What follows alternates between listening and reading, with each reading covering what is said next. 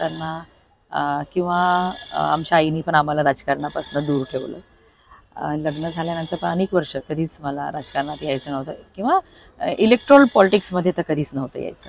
फक्त एक बाबांना मदत म्हणून किंवा मला पर्यावरणाची आवड आहे. मला जलसंधारणाचं मी काम करते आहे माझ्या NGOच्या माध्यमातून. आमच्या परिसरातील तरुणांना रोजगार संधी उपलब्ध करून देण्यासाठी मी अनेक म्हणजे 2011पासून मी काम करते. हे सगळे काम करत असताना कधी मी ह्या निवडणुकीच्या राजकारणात आली मला समजलंच नाही. अरे वा.